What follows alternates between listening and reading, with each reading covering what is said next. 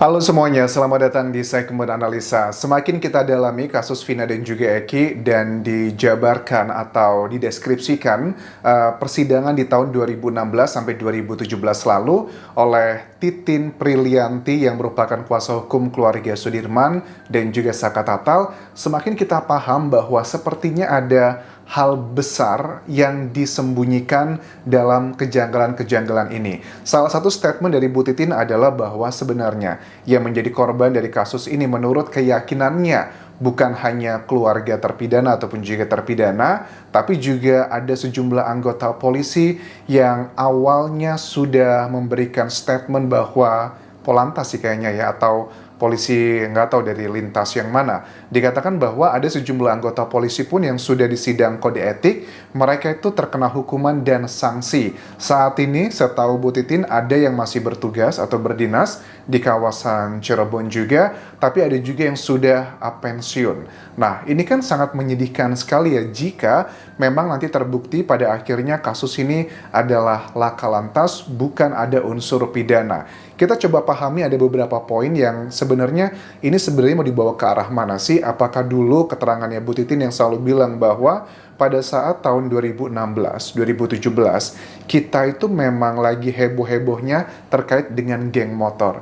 Ini aku paham sih, ini waktu aku di masa kuliahku ya, aku mendengar berita di Indonesia bahwa yang geng motor itu merusak bagian-bagian kayak melakukan kekerasan, bawa senjata, kan kayaknya kita benci banget gitu ya. Nah, kesannya bahwa pada saat Bu Titin mengawal kasus ini menjadi kuasa hukum Sudirman dan juga Saka Tatal, bahkan juga sebelumnya dengan terdakwa lainnya, kemudian tiba-tiba dihentikan, dicabut kuasanya, itu beda cerita. Tapi yang mau disampaikan di sini adalah pada saat wartawan atau media massa mau wawancara Bu Titin terkait dengan bagaimana sidangnya, itu pun dihalang-halangi oleh sejumlah oknum. Diminta bahwa jangan bahas terkait apa yang dirasakan atau pembelaan dari kuasa hukum para terdakwa saat itu.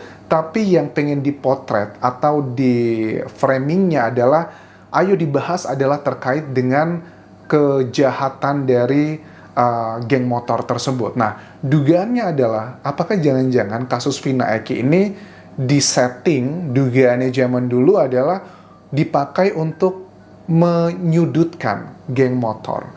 Ya aku sih paham lah ya, karena sebenarnya geng motor itu juga sama seperti organisasi lainnya. Memang ada yang berkelakuan tidak baik, tapi juga ada yang sebenarnya baik-baik aja. Ini kesannya tuh pengen menjatuhkan ya geng motor saat itu, karena sudah kesel banget, niatnya baik, tetapi niat baik untuk didapatkan dengan cara yang tidak baik kan juga nggak benar teman-teman. Nah, ada beberapa hal, kita masih ingat nggak waktu keterangan dari sejumlah, kayaknya ada salah satu purnawirawan ya yang mengatakan bahwa para anggota polisi dulu di tahun 2016 itu katanya sudah kena sanksi terkait dengan klaim yang dilakukan oleh Bu Titin bahwa kliennya ini mendapatkan perlakuan tidak pantas. Bahkan Saka Tatal itu pernah nulis ke kakaknya, karena waktu sidang itu dia pikirannya kosong banget, diajak komunikasi tidak bisa, jadi bener-bener blank karena ngerasa trauma banget. Dia nulis ke kakaknya bahwa Saka digebukin, disetrum, dan dibegitukan banyak sekali, ada 3 hal lah. Tapi surat kosong itu dan surat yang cuma 3 kata-kata tersebut itu pun tidak bisa menjadi bagian yang meyakinkan Yang Mulia Hakim saat itu. Menurut Bu Titin, apapun yang disajikan, kejanggalan-kejanggalan seperti baju yang dikatakan bahwa bajunya Eki itu kan sudah 13 hari kurang lebih dimakamkan, dan dalam sidang pun juga dipertunjukkan di ruang persidangan tersebut, dan alibi dari Bu Titin bahwa kalau memang ada senjata tajam, tidak ada robekan sama sekali di bajunya Eki. Ini memang tidak mutlak, tetapi kan bisa menjadi petunjuk bagaimana ceritanya, kok bisa katanya kan yang ditusukkan tuh di bagian-bagian yang kayak perut ya. Gimana ceritanya? Ya mungkin ada kemungkinan ada tersibabnya atau seperti apa. Tapi kan hal tersebut bisa didapatkan dari keterangan para terdakwa saat itu, tapi tidak dijadikan bagian yang membuat hakim semakin bertanya-tanya kenapa nih seperti itu. Nah, aku juga paham waktu 2016 kan Bu Titin bilang itu adalah tahun pertamanya ya menjadi seorang pengacara. Apakah ada sedikit kayak kecolongan misalnya dengan data-data ya SMS-nya Vina ya, ekstrasinya yang memang sudah ada di dokumen tersebut tapi tidak ditunjukkan. Andaikan aja berkas tersebut ditunjukkan dalam persidangan, di mana kan berkas tersebut SMS-nya Vina itu jam 22, pukul 22 lebih 14 waktu Indonesia Barat, yang ini kan bisa ngebantah statement dari AEP dan juga Dede dan juga Liga Akbar bahwa katanya Vina Eki itu intinya adalah dia dilempari, kemudian habis dilempari dibawa ke kebun-kebun di belakang showroom dengan waktu 22.14 sampai penemuan sekitar setengah 11 malam yang hanya jaraknya 15 menit, kayaknya sudah tidak mungkin ada peristiwa tersebut. Jadi sayang banget hal tersebut sepertinya tidak dibahas oleh pihak dari terdakwa. Jadi agak sedikit kelusan di situ. Tapi ya kita pahami ya dengan berbagai tekanan. Kata Bu Titin kan bilang begini, pada saat saya mau sidang itu, tekanannya banyak orang demo, bahkan saya diludahin, mobil saya digoyang-goyang. Jadi psikologinya benar-benar terganggu banget dan akhirnya memang sudah saatnya sekarang terbongkar satu persatu. Terkait dengan laporan-laporan yang dia lakukan pun sudah ada buktinya kok. Saya sudah melaporkan ke Propam Jabar, ke Komnas HAM juga pada tahun 2016 terkait dengan babak belurnya para tersangka. Kalau ada tadi yang aku bilang ya bahwa Purnawirawan bilang bahwa ada yang sudah diberikan sanksi, ternyata sanksi itu menurut Bu Titin bukan sanksi karena laporan saya terkait dengan isu yang penganiayaan tersebut, tapi mereka ini kena kode etik, kena sanksi karena para polisi itu sudah memberikan statement penyidikan di awalnya adalah laka lantas. Mereka tuh kena sanksi gara-gara itu, bukan karena diduga mereka melakukan penganiayaan kepada para tersangka.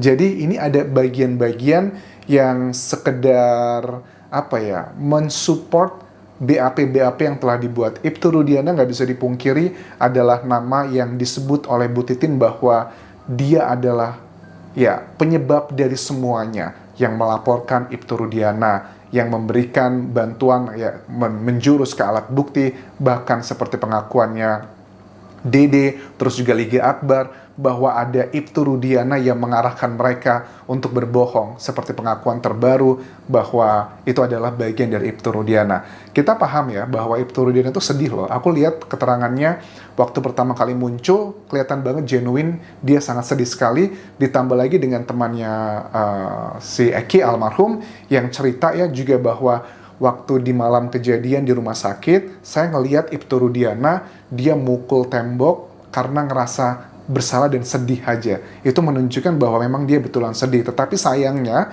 kesedihan tersebut mungkin dipakai, tidak semua orang punya cara yang sama, kayak mekanisme untuk dealing dengan kesedihan itu dengan cara yang baik. Ada orang yang berusaha untuk mungkin denialnya, menyakiti orang lain, apalagi ditambah dengan isu-isu dari kesurupannya Linda yang viral di kawasan Cirebon, bahwa ada peristiwa yang merujuk ke bagian yang sudah divonis 8 tahun lalu. Makanya aku yakin sih, urusan dari keyakinan Ibtu Rudiana itu kemungkinan besar terpengaruhi juga secara psikologi karena adanya kesurupan Linda tersebut, teman-teman.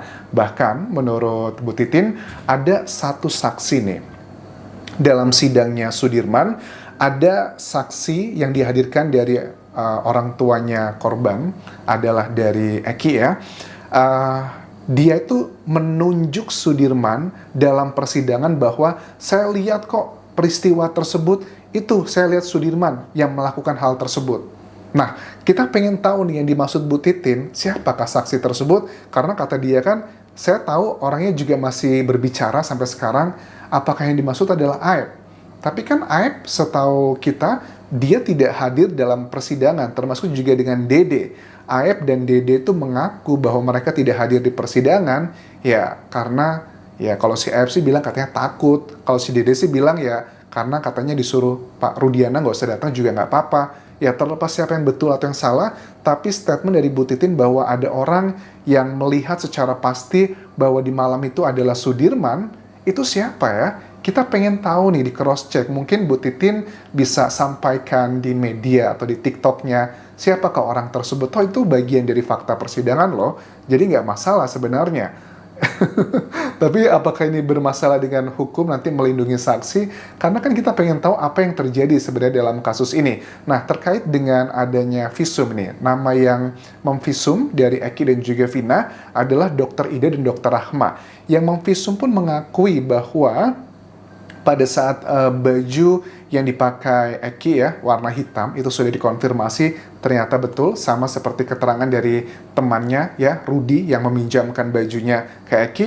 Itu sudah konfirmasi bahwa baju hitam tersebut memang pada saat di malam kejadian tidak ada kayak robekan sama sekali, bener-bener ya nggak ada indikasi adanya benda tajam yang masuk atau yang merobek baju tersebut. Bahkan dengan luka-lukanya pun itu identik kan, tidak disebutkan memang dalam visum itu adalah kayak lukanya karena apa nih, pidana kah atau laka lantas, enggak, tapi memang benda tumpul. Nah, benda tumpul ini kan ada interpretasi yang bisa cukup banyak teman-teman. Tapi dengan data-data yang sudah kita dapatkan selama ini, memang ini sepertinya mengarah adalah ke bagian yang sudah menjurus ke bagian laka lantas. Nah, laka lantas ini pun juga sebenarnya masih ada dua possibility loh. Apakah sengaja dibuat oleh orang lain menjadi laka lantas, ataukah memang karena kelalaian dari pengendaranya sendiri. Kalau memang ini kelalaian dari Eki dan juga Vina, ya tidak ada unsur pidana. Tapi kalau memang dibuat laka lantas oleh orang lain, ya ini ada unsur pidana. Jadi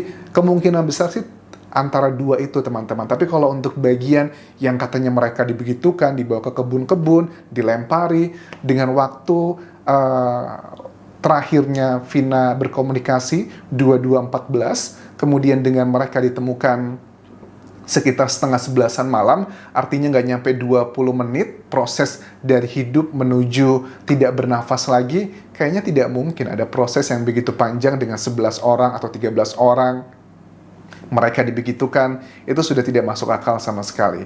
Sementara itu bisa aku update mengenai kasus ini. Terima kasih sudah menonton, sampai jumpa lagi di video berikutnya. Bye.